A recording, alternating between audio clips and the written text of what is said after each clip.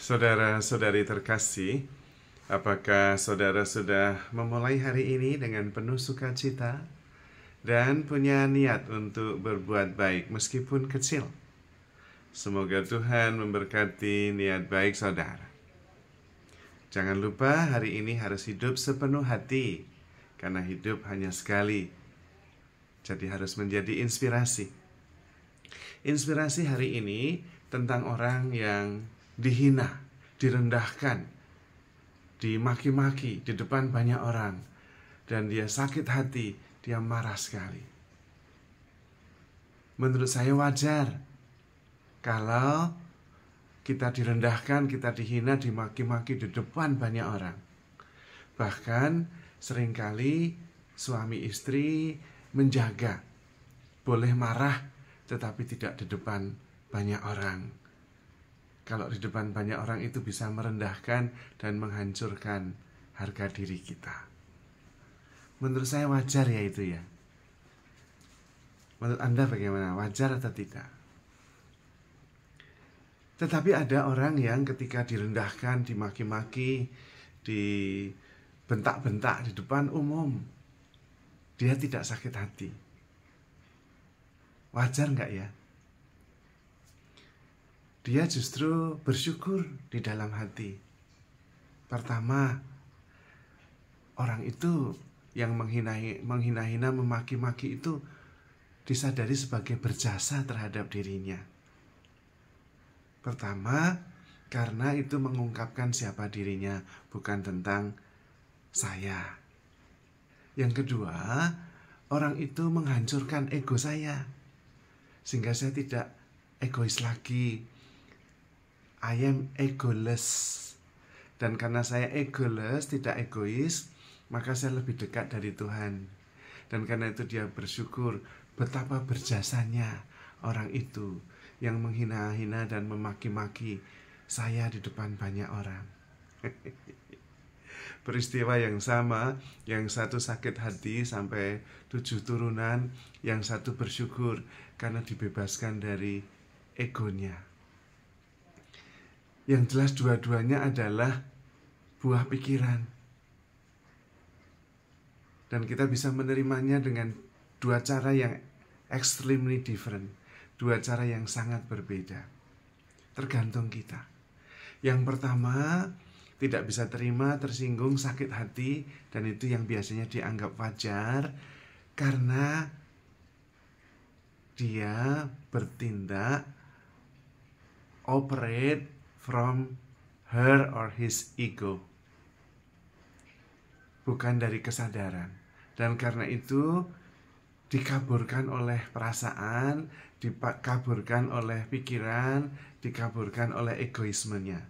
Dia merasa direndahkan, dihina, dan sungguh-sungguh dihancurkan harga dirinya. Lalu kemudian sakit hati. Kebanyakan seperti itu. Karena dia menyamakan dirinya dengan perasaannya. Dia menyamakan dirinya dengan egonya. Padahal bukan. Dia bukan egonya. Dia bukan perasaannya.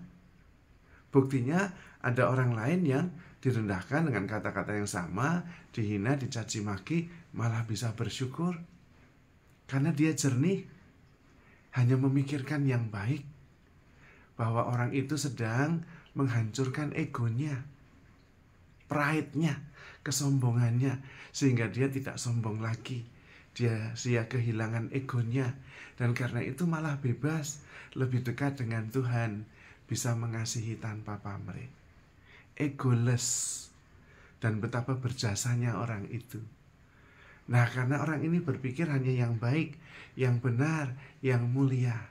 Karena itu jernih pikirannya. Tidak dikaburkan oleh perasaan, oleh emosi yang membuat dia tidak berpikir dengan jernih. Tentu dua contoh ini ekstrim. Hanya mau mengatakan bahwa saya lebih besar dari pikiran orang lain tentang saya. Lebih besar dari pikiran saya tentang diri saya sendiri. Karena saya melampaui apa yang saya pikirkan, melampaui apa yang saya rasakan. I am the love. Akulah roh. yang tentu lebih besar dari badan ini, lebih besar dari pikiran ini. Badan dan pikiran hanya ekspresi cinta saja. Ego itu menghalangi ekspresi cinta itu, membuat ekspresi cinta itu kabur. Karena kemudian pemikiran tidak jernih dan perasaan negatif mengikutinya. Sementara kalau berpikir jernih, sebetulnya tidak harus sakit hati ketika direndahkan, ketika dihina, dimaki-maki. Mengapa? Karena memaki-maki dengan kata-kata kasar itu lebih mencerminkan kualitas orang yang memaki-maki itu, bukan kita yang dimaki-maki. Bisa jadi kita fine-fine aja, dia yang punya problem emosional. Yang kedua, bersyukur kalau kita merasa harga dirinya hilang, ya sudah, enggak apa-apa. Itu berarti egonya juga ikut direndahkan, egonya juga ikut hilang, sehingga malah saya egoless. Nah, kalau egoless kan berarti bisa mencintai. Dan kalau bisa mencintai, kita mengalahkan segala-galanya. Karena mencintai itu, kita operate, kita bertindak, kita bersikap, bersumber pada kekuatan cinta sendiri, pada kekuatan Allah sendiri. Dan itu so powerful. Kebencian bisa dikalahkan dengan cinta kasih, dengan mengampuni. Penghinaan bisa dikalahkan dengan kerendahan hati, dengan menerima apa adanya, dan justru berterima kasih karena dibantu menjadi egoless. Kalau dihina-hina, kamu ini bodoh, kamu ini sungguh-sungguh jahat, tidak baik, dan bla bla bla bla yang negatif, kita bisa dengan tenang mengatakan, enggak, saya lebih parah daripada yang kamu pikir. Jadi enggak masalah, kamu itu masih baik, saya lebih buruk daripada yang kamu katakan itu. Malah enak, enggak sakit hati. Kalau direndahkan, ya merendah saja, lalu kan malah enggak bisa direndahkan lagi, wong sudah rendah. Kalau kita memikirkan apa yang baik, apa yang benar dan mulia, kita akan selalu menemukan harapan dan sukacita. Tetapi kalau kita tersinggung, kita sakit hati, kita enggan, hati-hati. Di situ ada ego. Lepaskan dan biarkan. Saya bukan ego saya. Saya adalah kesadaran, saya adalah kasih, saya adalah pengampunan, saya adalah sukacita. Dan karena itu, it's okay. Menerima segala sesuatu, percaya segala sesuatu, dan sabar menanggung segala sesuatu. Kita bisa memilih untuk berpikir jernih dan hidup dalam kasih, dari kasih, oleh kasih.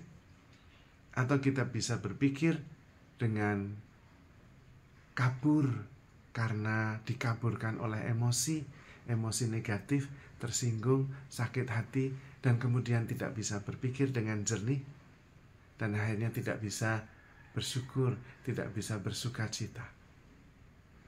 Dan kita terus-menerus terbebani oleh luka yang kita ciptakan sendiri.